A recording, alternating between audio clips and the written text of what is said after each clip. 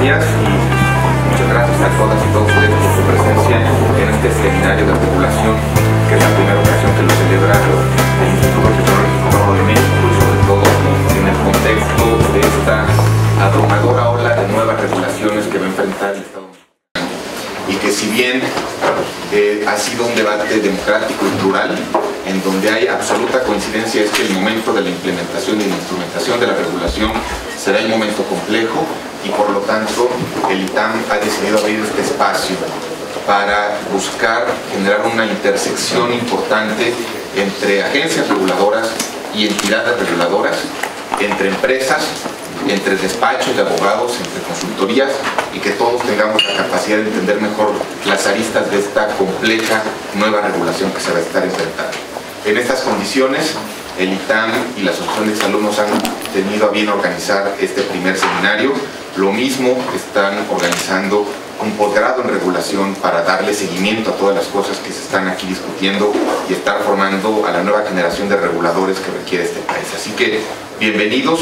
Está aquí en el presidium, nos acompaña como el conferencista invitado de honor el secretario de Economía, el licenciado Ildefonso Guajardo, a quien le agradecemos y le damos la bienvenida. De parte de las autoridades de la Universidad, del ITAM, tenemos a mi izquierda inmediata al titular del Departamento Académico de Derecho, al doctor Jorge Sergio.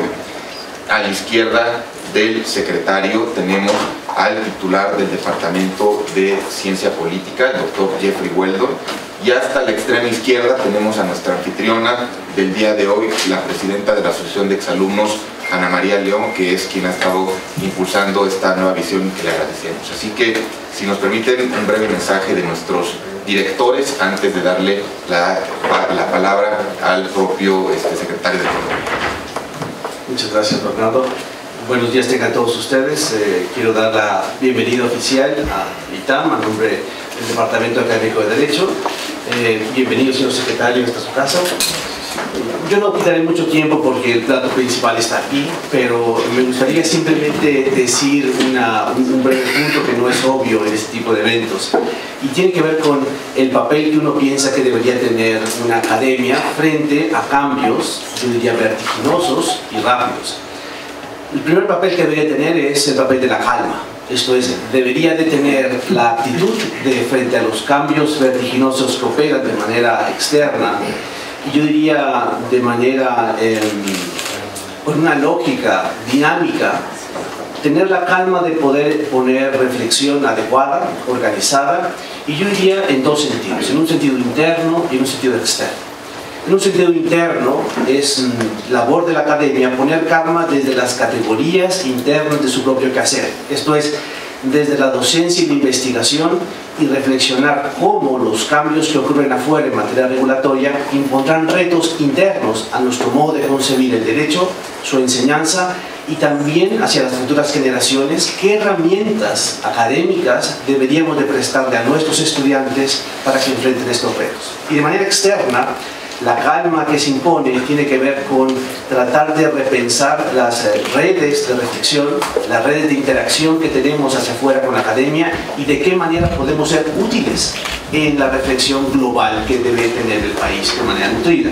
De tal manera que mi único punto aquí es que este tipo de eventos son un ejemplo más de este ejercicio de calma internamente, porque creemos que debemos de reaccionar repensando a modo de una conformación nueva en nuestra currícula, pero también externamente tratando de acercarnos a los actores relevantes, públicos y privados, y ofreciéndoles desde el ITAM un modelo de pensamiento que pueda también alimentar desde viejas categorías nuevas formas y exigencias. Así que les agradezco mucho, enhorabuena a la Asociación de Exalumnos por este evento, en particular gracias al maestro Altamirano por esta iniciativa, y solo me queda más que agradecerles a ustedes el que puedan seguir regresando al ITAM, esta que es su casa de estudios. Muchas gracias.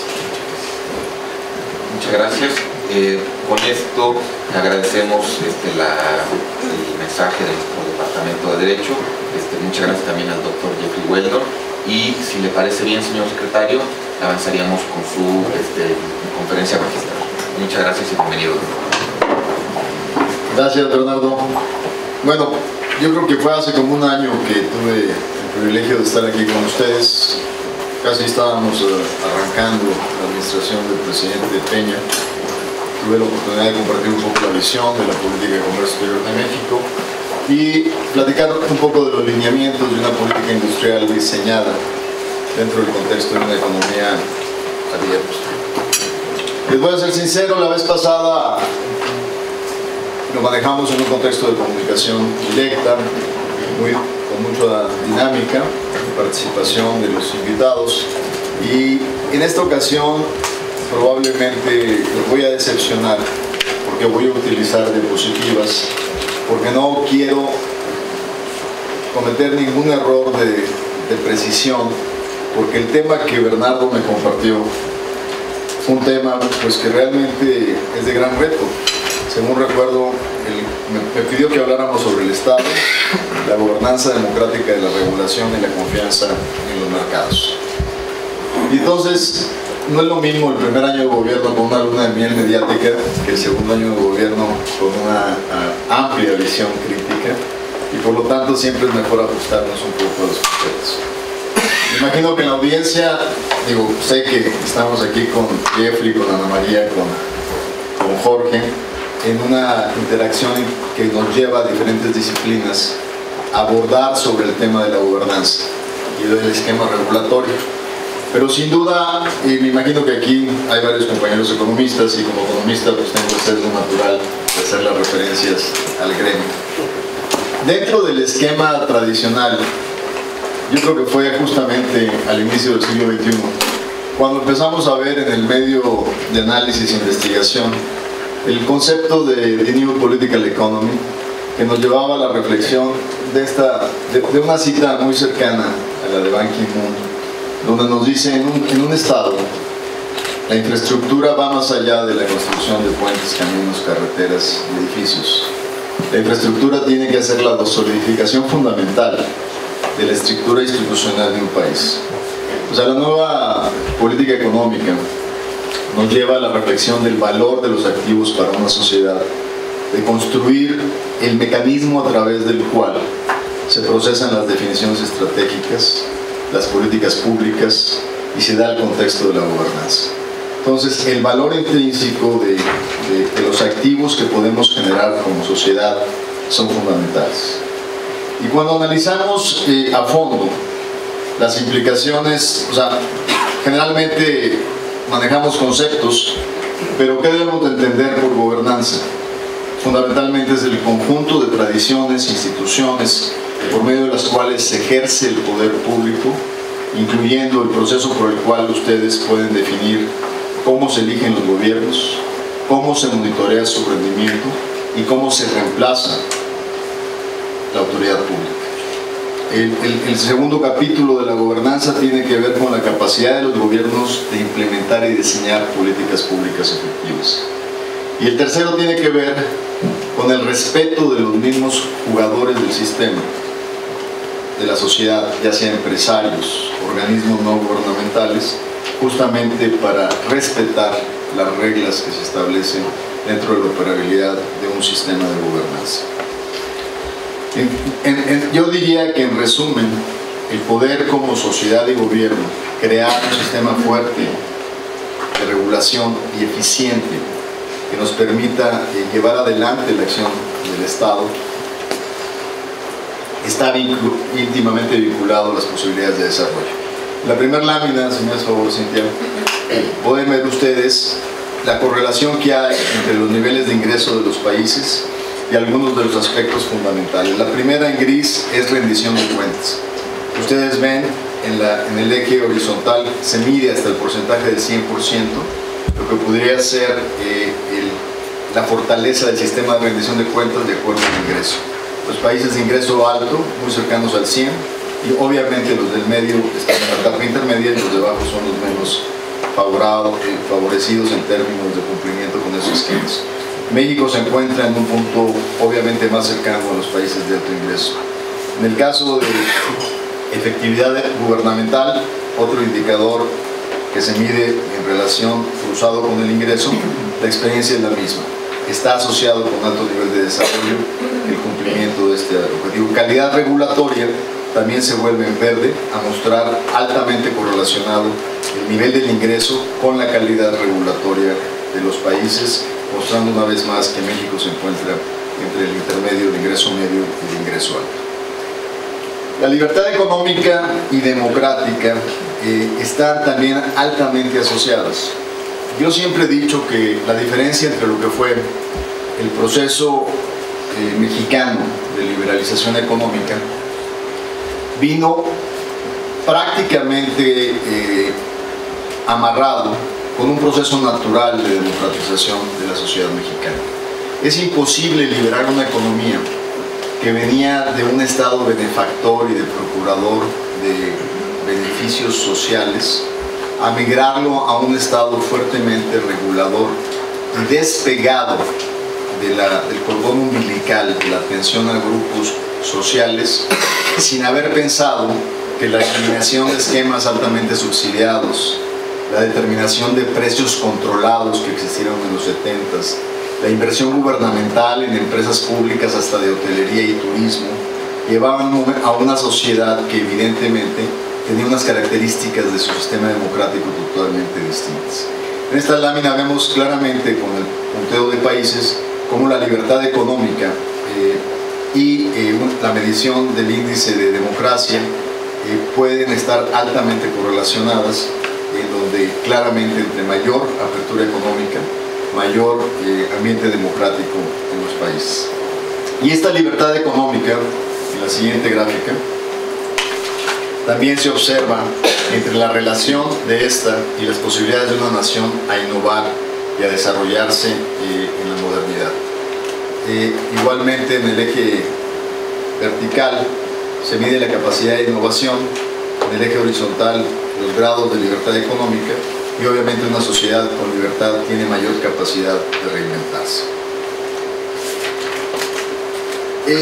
Yo les diría que desde la temática que ustedes han seleccionado para el seminario y que por haber visto ya la agenda que seguirá después de esta apertura, van a tener la oportunidad de profundizar en muchos de los aspectos específicos del tema de gobernanza y regulación. En el caso específico, yo me voy a centrar en dos aspectos dentro del área de responsabilidad de la Secretaría de Economía y afortunadamente el mismo día de hoy Virgilio Andrade, distinguido egresado del ITAM, quien es el coordinador del área de mejora regulatoria del Gobierno de la República dentro del sector de economía, tendrá oportunidad también de profundizar en el tema. Me voy a centrar en el esquema regulatorio y en el esquema de competencia económica, que son las dos áreas de responsabilidad fundamentales.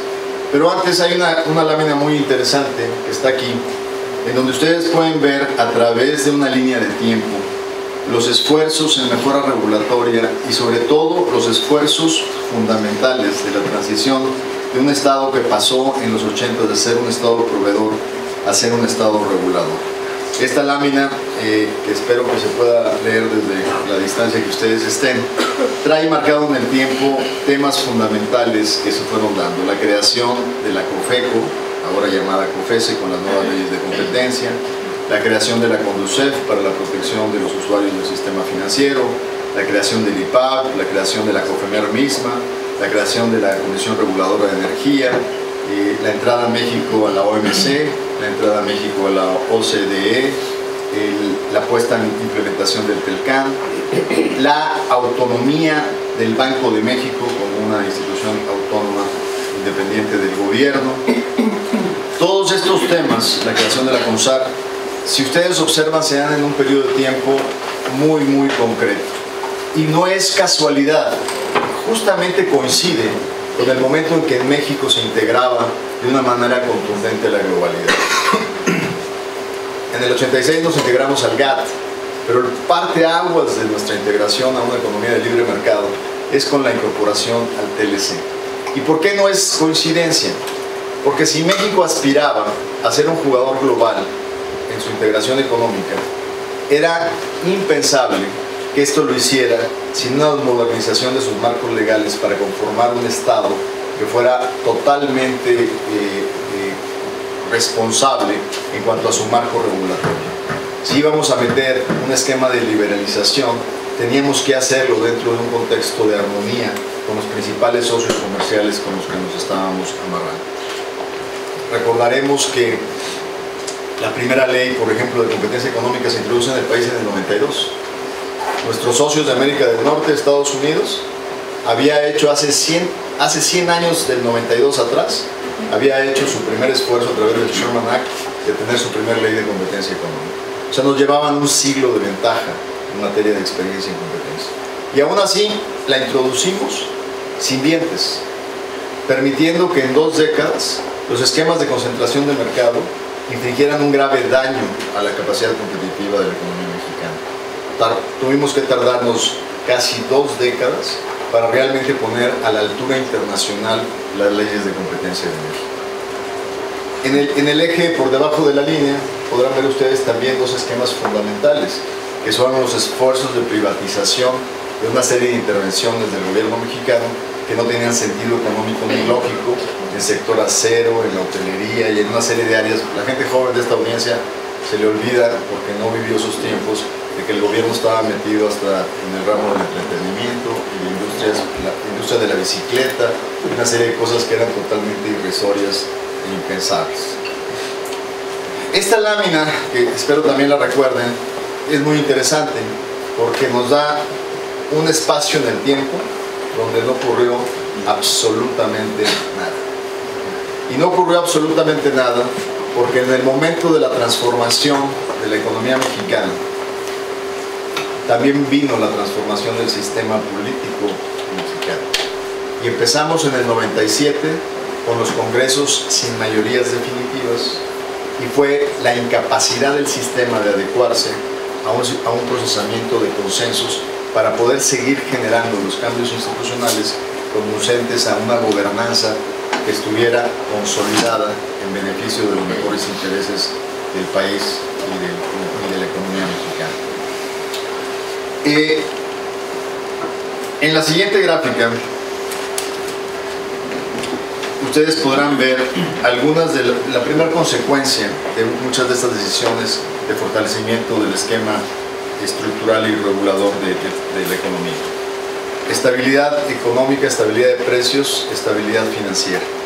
Pueden ver cómo a través del tiempo la propia autonomía del Banco de México, con un mandato único que es estabilidad de precios, nos ayuda a dar credibilidad al manejo de la política monetaria, conjuntamente con una disciplina fiscal procesada en el sistema político mediante aprobación de presupuestos balanceados, nos logran concretar el esquema de estabilización económico mexicano a través del tiempo.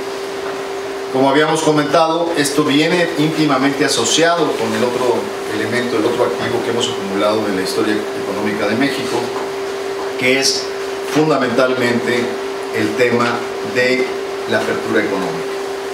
En una gráfica vemos la evolución del comercio internacional. Hemos sido capaces de multiplicar por 7 las exportaciones.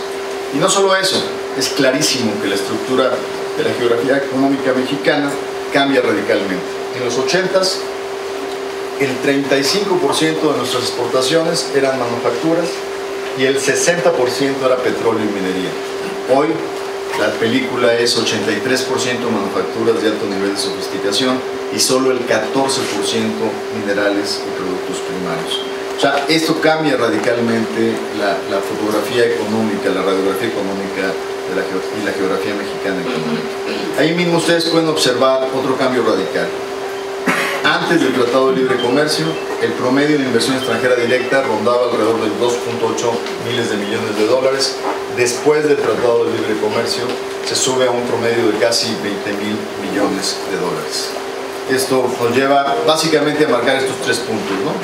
Nos consolidamos con una gran plataforma de exportación al mundo.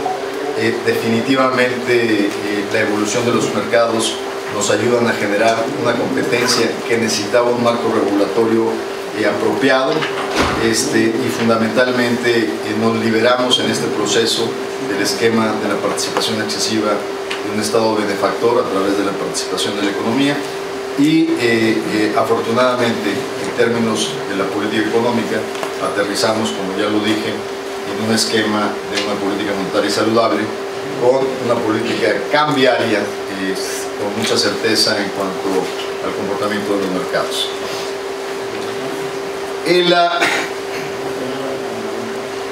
A partir del reconocimiento de que era imposible seguir avanzando como país, dado que el marco que habíamos generado nos obligaba a actualizar justamente el funcionamiento de la economía mediante un marco regulatorio más actualizado y más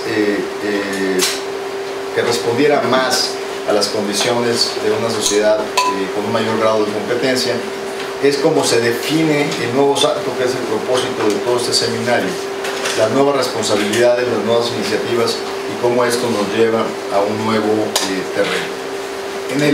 Volvemos a la gráfica donde tenemos los dos puntos en la línea de tiempo. Ustedes pueden observar, la gráfica, la primera donde tenemos los esfuerzos regulatorios. Ustedes pueden ver que a partir de esta parte del proceso empieza el esquema de reformas estructurales iniciados por esta administración. Todas ellas representan un gran reto. Representan un gran reto porque efectivamente nos llevan a una nueva etapa de impulsar la eficiencia de los agentes económicos, pero que al mismo tiempo requiere un marco regulatorio adecuado para garantizar su funcionamiento. Esto parte por la capacidad política de lograr la reforma constitucional que requirió mayorías calificadas, a veces consensos absolutos, la aplicación de las leyes secundarias que prácticamente culminan con la reforma energética y que en todo ello implica lo que prácticamente es la implementación de las reformas mismas en este contexto de esfuerzo. A mí me gustaría rápidamente repasar en este sentido algunas de las cosas que sucedieron en el tiempo. Todo este tiempo que marcamos en ausencia no quiere decir que no haya habido algunas leyes fundamentales para el funcionamiento del sistema. En el 91 establecimos la Ley de Propiedad Industrial, en el 93 la Ley de Inversión Extranjera, en el 93 también la Ley de Comercio Exterior, la Ley de Puertos, la Ley Federal de Procedimientos Administrativos en el 94. O sea, sí hubo un conjunto de leyes que tienen incidencia en áreas específicas del funcionamiento del proceso. Pero elementos que vayan al fondo de la transformación tomaron un tiempo muy importante. Regreso a la secuencia de la exposición. El primer comentario que les haría en materia del ambiente regulatorio nacional, aquí Virgilio seguramente va a ahondar en este tema, en esta lámina. Prácticamente la estrategia integral de mejora regulatoria tiene que considerar dos grandes frentes. Es totalmente inefectivo solo trabajar en la mejora regulatoria a nivel federal si no consideramos que este ambiente también está influido por lo que hacemos a nivel estatal y a nivel municipal. Llevamos ya 4 años, y aquí Bernardo recordará, una colaboración muy estrecha con la OECD, en donde somos el país ejemplo en los procesos de mejora a nivel internacional. La OECD nos ha considerado como el país con mayor fortaleza institucional para el impulso de los procesos de mejora regulatoria, pero lo que sin duda ha sido el gran reto es cómo avanzar simultáneamente en este proceso. Hoy se considera que el 5% del Producto Nacional Bruto lo estamos gastando en los costos de tramitación en todo el frente nacional, ya sean todo lo que es la regulación o los trámites municipales, estatales o federales. Hemos avanzado a nivel federal, hemos avanzado en muchas áreas de gobierno, en materia de temas de comercio exterior. Sin embargo, hay áreas que todavía pueden avanzar muchísimo, pero donde vamos más retrasados, y es parte de este proceso de una estrategia dual entre el Frente Federal, Municipal y Local. Todavía hay municipios que se pueden tardar un año en darte un permiso de construcción, y eso tiene un impacto inmediato en lo que es la apertura rápida de negocios, para lo cual justamente la COFEMER ha establecido una estrategia de convenios a nivel estatal y municipal con la creación de un sistema que se llama Sistema de Apertura Rápida de Empresas, para específicamente concentrarnos en el 80-20. ¿Cuáles son aquellos trámites que están contaminando el ambiente de negocios? Y poder establecer un esquema donde no solo evalúes la propuesta de una nueva regulación. Cualquier agencia pública que vaya a meter con el contexto de las nuevas leyes un proceso regulatorio tiene que pasar por COFEMER, por un esquema de consulta pública, finalmente tiene que ser aprobado y tiene que ser validado en que la regulación es necesaria y es la más eficiente para impactar lo menos el sistema de negocios y la eficiencia de la economía. Y el otro tema es la revisión del stock acumulado de regulaciones existentes. No dejar que el tiempo simplemente haga obsoletas cosas que le hacemos a los agentes privados cumplir cuando ya no tiene sentido, dada el avance tecnológico, la evolución, de que su cumplimiento sea estrictamente necesario. Estoy seguro que Virgilio estará dando mucho más detalles en este tema. El esquema de mejora regulatoria está muy ligado al sistema de competencia, porque siempre pensamos, cuando hablamos de competencia económica, pensamos en los grandes monopolios que obstruyen la libre concurrencia y competencia. Pero a veces las condiciones imperfectas de un mercado las creamos nosotros mismos por una deficiente regulación. Si de repente ponemos una exigencia en la norma oficial mexicana para hacer cremas de leche que simplemente saca del mercado a una parte de la oferta, automáticamente es la autoridad reguladora las que está generando las condiciones de falta de competencia en el mercado y no necesariamente los agentes económicos en sí mismos los que lo están haciendo. Por eso esta lámina, para estar conscientes que las regulaciones a nivel estatal o a nivel municipal o a nivel federal pueden ser las causantes de problemas que impidan el funcionamiento apropiado de los mercados. Me voy a concentrar en lo que fue el proceso de la nueva Ley Federal de Competencia Económica.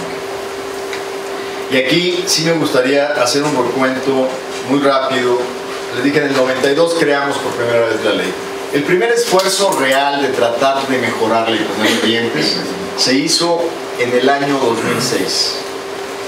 Yo no era diputado en ese tiempo, yo fui diputado del 2000 al 2003 y luego del 2009 al 2012.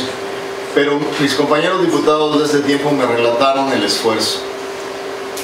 Empezaron con un proyecto muy ambicioso y a la hora de la discusión, no me tienen por qué creer, pero lo pueden verificar, en la mesa legislativa estaban sentados los grandes consorcios acusados de concentración de mercado junto con los legisladores negociando la ley. O sea, díganme en qué país del mundo los legisladores dan derecho de audiencia y escuchan a las partes interesadas, pero tú no le puedes dar la pluma a los regulados. Y claramente el esfuerzo de 2006 terminó prácticamente en cero. No hubo ningún avance en la capacidad de la Ley de Competencia Económica de mejorar la regulación de los sectores. No fue sino hasta el 2011 donde se hace el primer esfuerzo real de dar el primer paso hacia una ley con estándares internacionales. En el esfuerzo del 2011, ¿qué se logró? La lámina corresponde más bien a lo que acabamos de hacer en este último esfuerzo con la reforma constitucional. En el 2011 se logra, primero, capacidades reales de investigación.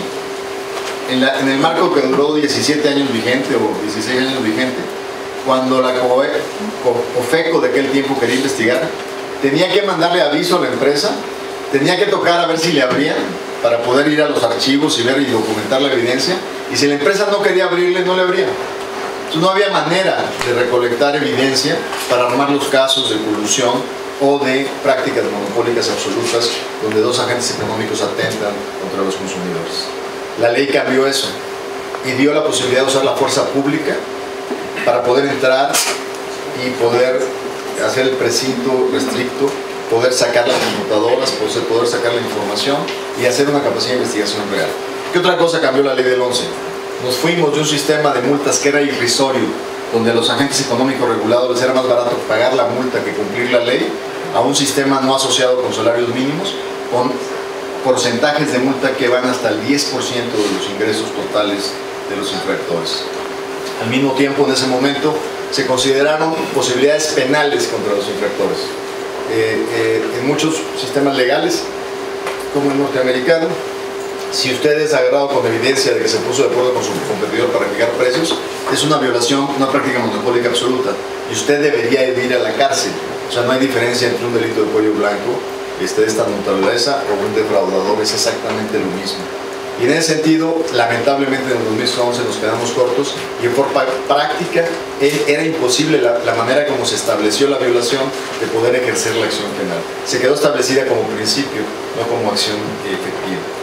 Y finalmente se consideraron prácticas precautorias, porque se consideraba que cuando alguien acusaba, por darles un ejemplo, dice la cerveza Corona, acuso a los Oxxos de que me están excluyendo de su sistema de distribución, y es una práctica contra los consumidores.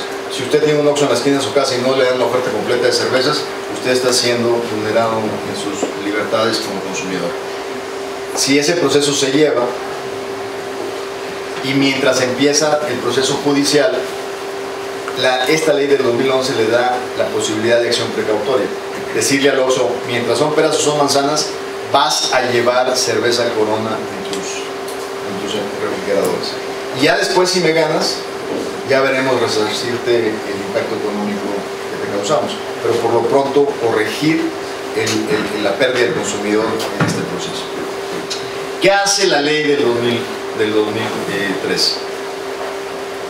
A través del Pacto por México se logra una serie de acuerdos, y aquí sí me gustaría compartir con ustedes el mecanismo de concertación, porque es muy interesante, porque ustedes observaron en el panorama político que para algunas cosas hubo consenso de los tres principales partidos y para otras cosas no los hubo mayorías claras. ¿Dónde se dan los consensos? Donde la clase política se da cuenta que el Estado mexicano había perdido el control de sus instrumentos para regular y gobernar al país. Cuando se dieron cuenta que algunos poderes fácticos habían adquirido más poder que el Estado mexicano. Y es ahí que los incentivos fueron más fáciles de construir, cuando la izquierda, la derecha y el centro se voltearon a ver y dijeron, si no ponemos orden aquí, vamos a seguir siendo regulados o ordenados por agentes económicos con capacidades extraordinarias en el mercado. Y entonces es muy claro, la reforma educativa puso orden en un poder fáctico, el sindicato. La reforma en competencia económica y telecomunicaciones puso orden a los poderes construidos alrededor de la industria de las telecomunicaciones y en la telefonía. Y entonces era muy fácil que todos coincidieran cuando era rescatar los valores fundamentales de la construcción del Estado mexicano. Ya cuando entramos a temas de controversia de las plataformas políticas, entramos en la construcción de mayorías inteligentes. La fiscal sale con la coincidencia del PRD y el PRI, pero la energética sale en la coincidencia del Partido Acción Nacional y PRI, porque las condiciones ideológicas y las plataformas eran conducentes a armar ese tipo de acuerdos, que finalmente todos derivan en un proceso por primera vez en la historia de congresos divididos de México, de un debate civilizado sin el uso del desorden público para irrumpir las decisiones en las cuales estaba encaminado el proceso de la nación. Yo creo que lo primero que nos reconoció el ambiente internacional fue esa capacidad que tuvo México para concretar reformas en un ambiente de debate con civilidad, cosa que no lo ha logrado India, que Japón está en medio del debate de su condición de apertura, que entre el extremo del Tea Party, del Partido Republicano y los demócratas no han podido construir una agenda constructiva. Y entonces, como mexicanos, no descartemos el valor que le debemos de dar a la construcción de consensos y al diálogo político. La nueva ley empieza por un mandato del Pacto por México. Y en el Pacto por México, reflejado en el cambio constitucional que precedió a la ley secundaria en materia de competencia, hubo básicamente tres cosas. Esta lámina nos puntualiza cuáles fueron las ventajas, pero me voy directamente al tema de los tres elementos que formaron parte de esta... Bueno, el diagnóstico ustedes ya lo conocen. La OECD nos dijo en un estudio del 2012, el 30% del gasto de los mexicanos se realiza en mercados concentrados, por los cuales el mexicano tiene que pagar en promedio 40% más que el resto de los ciudadanos en el mundo. Eso no solo impacta al ciudadano, impacta a la pequeña y mediana empresa, que en condiciones donde otros agentes están extrayendo rentas monopólicas, le resta competitividad. y a partir de ahí se ve la necesidad. En el índice del World Economic Forum estábamos en el lugar 114 en materia de competencia económica de 140 países.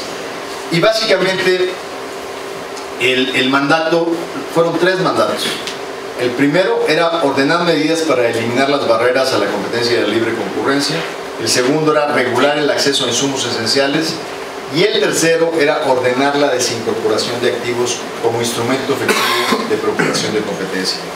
Estos 2 últimos elementos no formaron parte de la reforma del 2011 y eran fundamentales.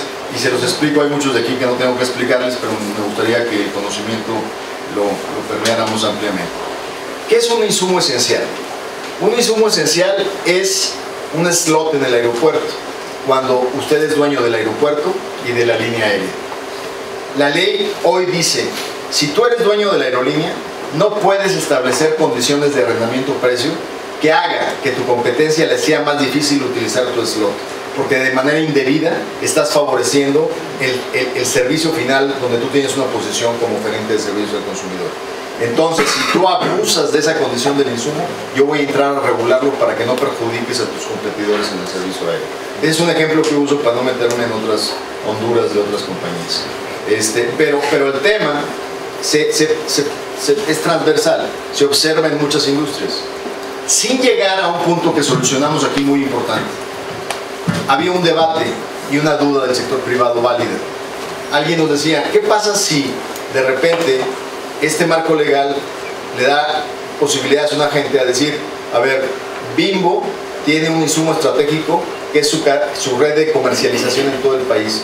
Yo quiero producir pan y quiero que Bimbo me distribuya. Ahí la ley ya dice no. Si la empresa, a través de la inversión y la construcción de un esquema de comercialización, ha invertido en algo que le ha costado, yo no puedo obligar a esa empresa a compartir un esquema de esfuerzo y de inversión necesariamente con un competidor. O sea, son cosas totalmente distintas. O sea, yo no puedo generar la ambigüedad jurídica para inhibir la inversión en esquemas como los esquemas de distribución que tiene una empresa, como estoy usando genéricamente el ejemplo de la empresa Bimbo. ¿Cómo procedimos a hacer la actualización de esta ley? Para hacer la actualización de esta ley tomamos 3 elementos básicos. El primero era que no podíamos desperdiciar 20 años de experiencia y acumulación de sabiduría jurídica de la implementación de la competencia económica por los tribunales. No podíamos llegar y decir, vamos a cambiar todos los conceptos, vamos a hacer... No, porque ya había ganancias en el terreno judicial que no podíamos tirar a la basura. Entonces, primero, capturar esa experiencia. Segundo, teníamos que tomar las mejores prácticas internacionales en los modelos de competencia económica del mundo. El modelo europeo, el modelo norteamericano, el modelo australiano, para justamente aplicar mejores prácticas. Y el tercero, sin duda, y fundamental en este proceso, era decir, si este nuevo esquema tiene que responder al mandato del Pacto por México, tenemos que aplicar en la ley secundaria los 3 principios que nos mandató la reforma constitucional. El principio de insumos esenciales, su regulación, el principio de utilizar la escisión de activos como un instrumento de sanción y el principio de evitar las barreras a la libre competencia y a la concurrencia. Y esos 3 son los que se traducen en la ley secundaria. En la lámina donde originalmente estábamos, habíamos ilustrado básicamente cuáles eran, pues aquí están los tres principios: mejores prácticas, la experiencia internacional y lo que habíamos logrado en la reforma del 2011. O sea, el tema era construir sobre los avances que ya traíamos. ¿Por qué no regresamos a la primera lámina de competencia? Esta. Se logra autonomía plena constitucional del órgano, ya no depende de la Secretaría de Economía. Facultades necesarias para proteger la competencia, y una cosa muy importante, antes la COFECE investigaba, pero al mismo tiempo resolvía. Y si el agente económico pedía una revisión de la resolución, era la misma COFECE la que le volvía a dar palo. Entonces, Primero, no había una distinción entre quien investiga no resuelva, como ocurre en los sistemas judiciales de confronta. Y por otra parte, era necesario llevar a otra esfera de poder la revisión de la resolución para darle certidumbre jurídica a los agentes involucrados. Se crean tribunales especializados en materia de competencia económica, cosa que no existía en el modelo mexicano. Y finalmente, aquí mismo en el control judicial, un problema que teníamos, y ustedes recordarán, es que la COFECE resolvía, como el caso de Telmex, que fue la famosa multa multimillonaria.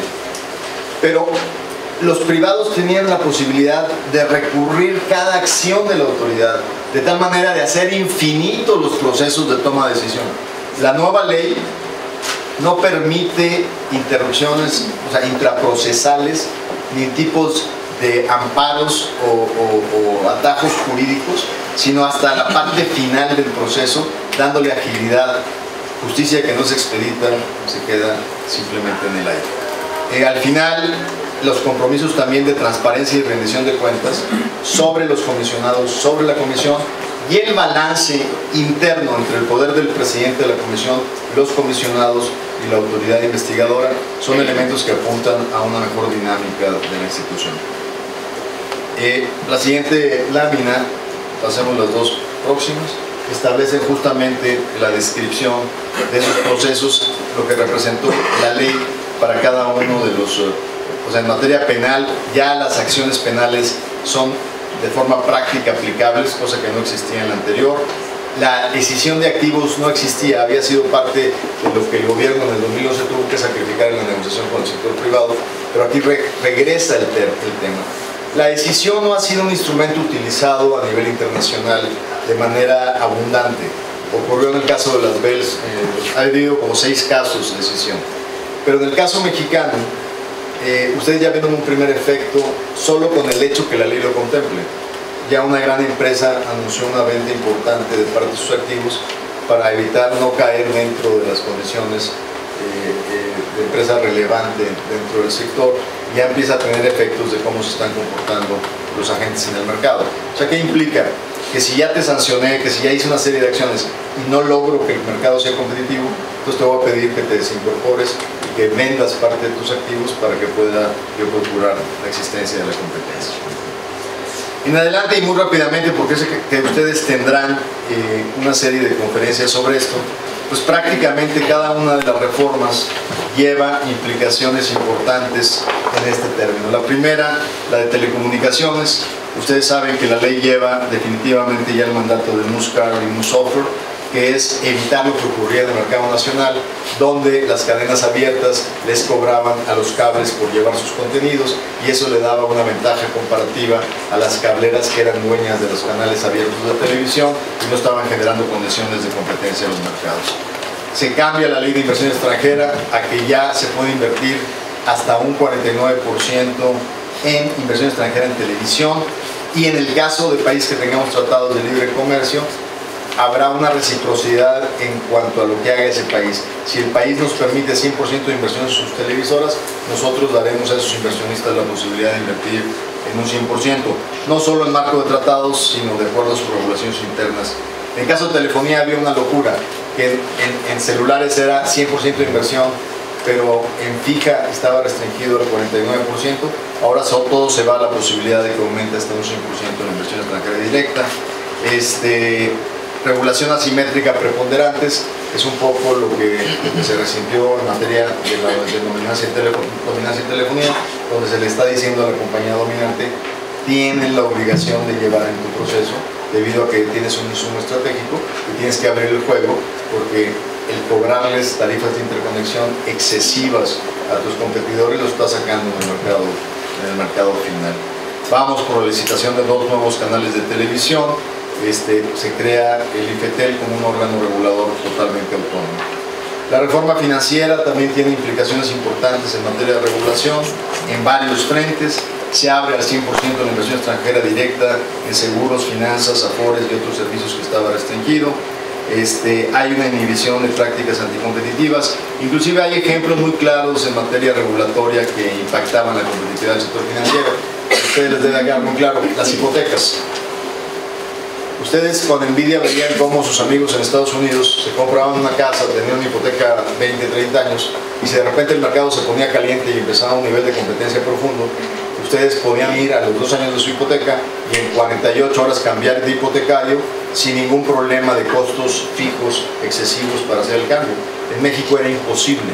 Los costos notariales hacían imposible la migración de hipotecas. Esto ya va a poder ser factible en el nuevo esquema con las reformas financieras, creando que una regulación ayude, es un ejemplo de cómo un cambio en el marco legal puede ayudar a la mejor regulación de los mercados.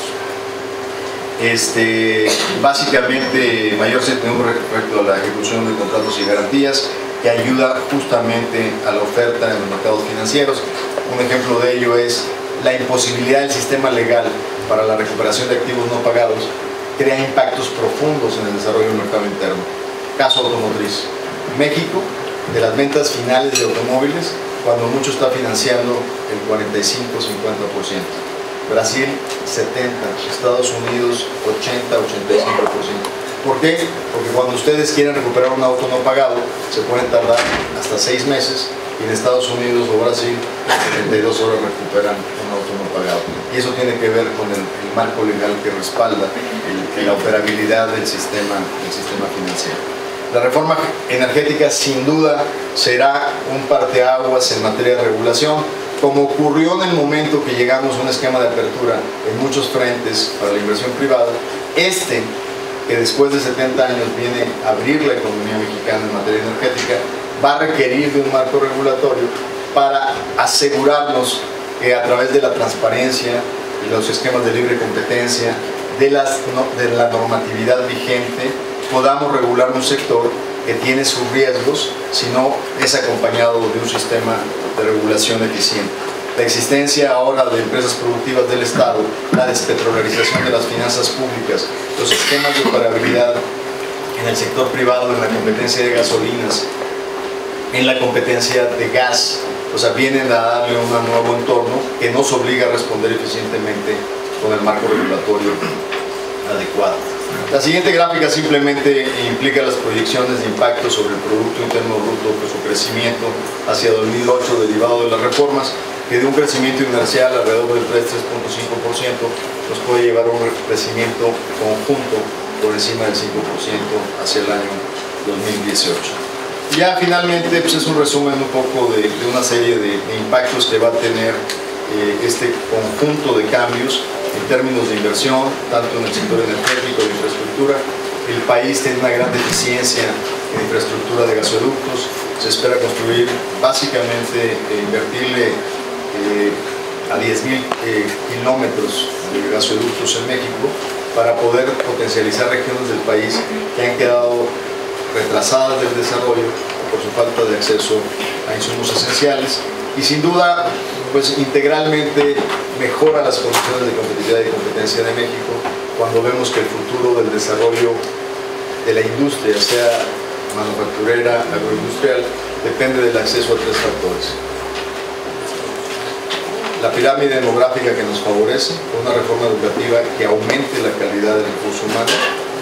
México incrementará en 32% su oferta laboral de aquí al 2050, mientras que Japón la reducirá en 31%. Corea también será sujeta a una reducción de alrededor del 30%. El acceso a un gas, elemento fundamental para el desarrollo de la industria, es a $4 por millón de BTUs cuando se pagan otras latitudes entre 10 y $16, y el acceso a esquemas de innovación.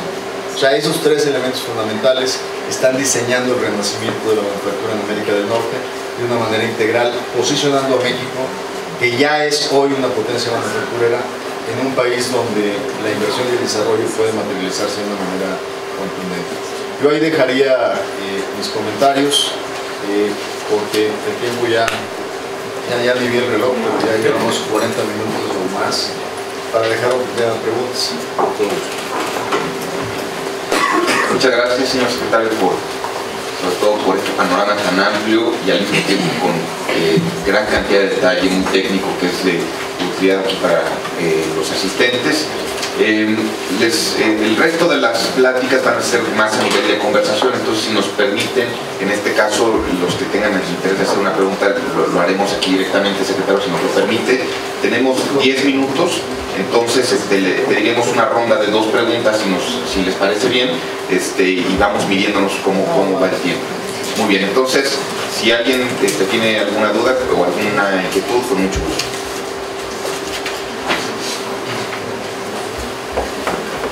Por favor, les pediríamos que nos hagan favor de presentarse y de decir adelante. Gracias, secretario. Buenos días, Gerardo García Telles. Gerardo García Telles, yo soy director de Asuntos Corporativos del Grupo Mars México. Gracias por compartirnos y llevarnos un poquito en este terreno de lo que ha pasado pues, desde hace muchos años en términos regulatorios. Cuando se avanza de esta manera, se quitan algunas barreras de entrada, se genera competencia, etcétera. También se corre el riesgo de que los participantes en distintas industrias, y en algunas de ellas es más específico, no entren a competir justamente con las calidades que deberían justamente ofrecer productos o servicios. Y por otro lado, para el Estado mexicano pues es prácticamente imposible tener mecanismos de monitoreo, de verificación, simple y sencillamente porque no hay esta capacidad tan amplia en un país de 120 millones de habitantes. ¿Cómo podemos trabajar o evolucionar también en este tema? Esa es una primera pregunta. Y la segunda es, desde un punto de vista de mejora regulatoria, vemos cambios en algunos agentes reguladores. Sin embargo, pareciera ser que este atraso que tiene México, y usted hablaba de alrededor de 100 años que empezaron las discusiones, a partir del 92, 100 años que llevaban ya discusiones países como Estados Unidos en temas de competencia económica. ¿Cómo podríamos también dejar evolucionar un poco más algunos organismos, en caso de México? Porque pareciera ser que este atraso provoca que la realidad nos va rebasando constantemente y vamos cambiando el rumbo de estos organismos, sea telecomunicación, sea cualquier tema que hablemos. ¿Por qué nos gana esa desesperación y por qué no pensar, como decía hace ratito, en permitir una evolución de estos organismos? Y bueno, pues precisamente con el conocimiento de que tenemos un atraso considerable en muchas de estas materias. Muchas gracias. Secretario, si me permite, tengo aquí una segunda pregunta que llegó por escrito. Es un comentario y una pregunta. Dice, señor secretario, el ejemplo que ofreció de Bimbo y su red de distribución es muy bueno y claro. Muchas felicidades. No es precisamente lo mismo que le exigen a Telmex al obligarlo a compartir su red que construyó con años de inversión. ¿Se debe esto a que la red de Telmex se considera estratégica? Empezaré por la segunda. No nos confundamos. Bimbo no explota una concesión pública y Telmex sí explota una concesión pública. O sea, ya de entrada estamos hablando de dos universos totalmente diferentes.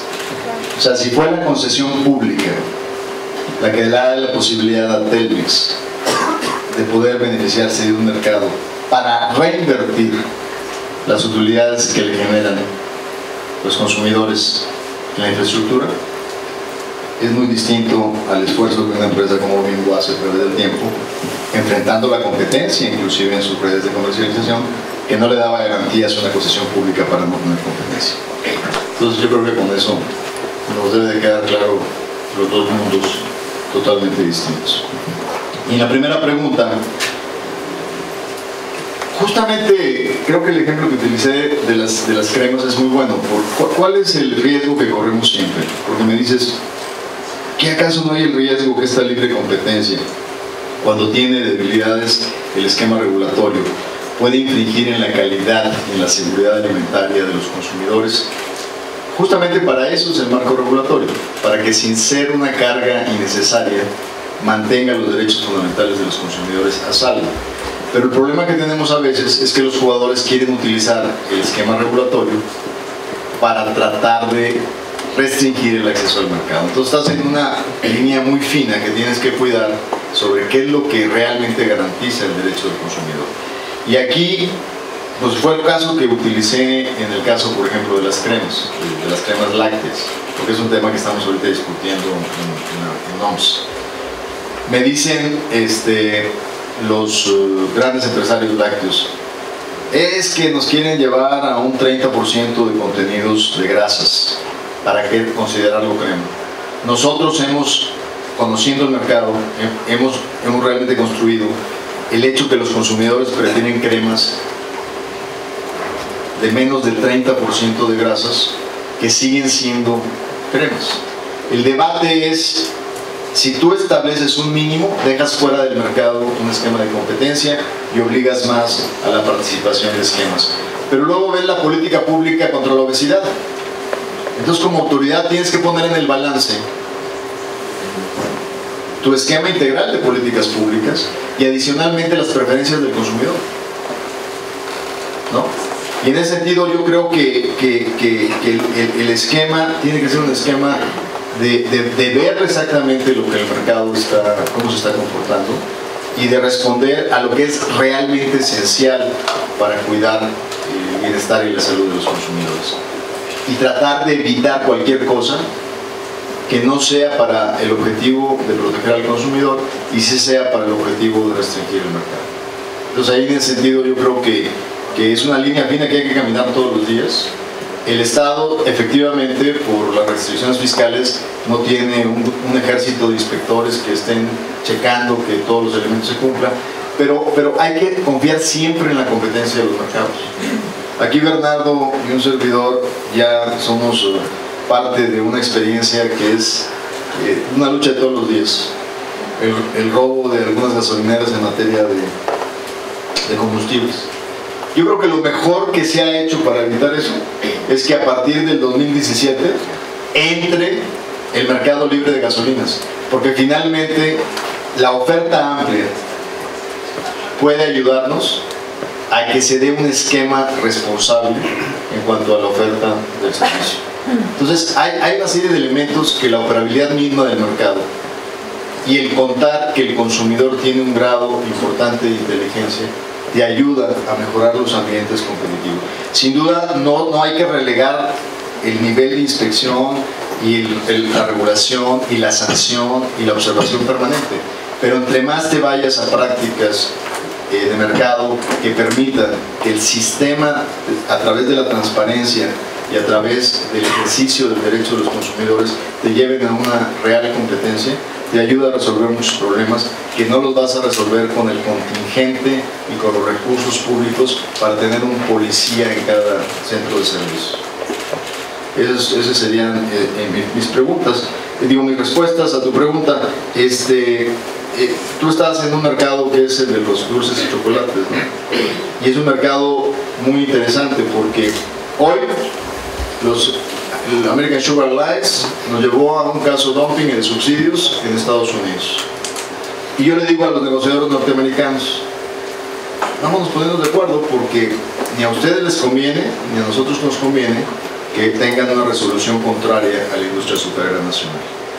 ¿Por qué? Porque estamos en un tratado de libre comercio que da un equilibrio al mercado de edulcorantes. Yo te compro fructuosa y te vendo azúcar. Si me cierras el azúcar a tu mercado, tengo malas noticias para ti. Primero, a lo mejor mis industriales van a irse contra tu fructuosa. Y segundo, si no te mando azúcar refinada, te voy a mandar chocolates, galletas, dulces, porque finalmente, pues está bien, te mando mejor valor agregado, ¿no? Y entonces tus empleos en chocolates, dulces y galletas se van a ver afectados porque protegiste un sector y no generaste el balance de los mercados. Entonces, en cada toma de decisiones, al final del día hay un impacto contra los consumidores. Bueno, si nos permiten, ya con esta última ronda cerraremos la participación del secretario. Tenemos una pregunta directa de parte del vicepresidente de la asociación y mientras le pasan el micrófono, la última que se registró por escrito, secretario, de una persona que se llama Andrés, dice: ¿cuál es la diferencia entre Bimbo y FEMSA en cuanto a los canales de distribución? ¿por qué obligar a FEMSA a usar su infraestructura para vender productos de la competencia? Y por favor, gracias, buenos días. Soy Igor Rosete, soy director de Innovación y Desarrollo Tecnológico y además vicepresidente de la Sociedad de Exalumnos.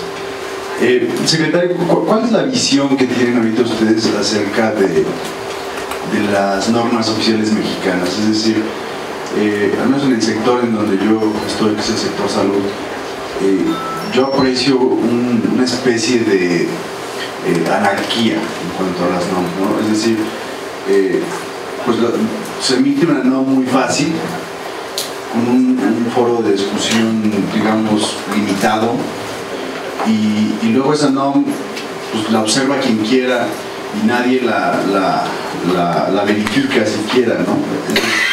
Siendo un poco más particular, estas normas, por ejemplo, que tienen que ver con expediente clínico electrónico y luego expediente clínico normal, pues se han emitido, se han discutido muy poco, están vigentes, están desactualizadas y el esfuerzo, digamos, federal por hacer un mejor uso de ellas, por actualizarlas, es pobre, porque generalmente en las dependencias están delegadas a un tercer o cuarto nivel estas competencias y poco se discute, pero al momento en la industria tiene un impacto tremendísimo en la operación, en la observancia de estas normas, ¿no? En las licitaciones, en cualquier cosa que tenga que ver con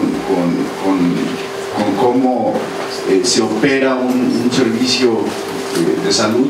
Hay muchas normas, pero poca actualización y poca observancia de ellas.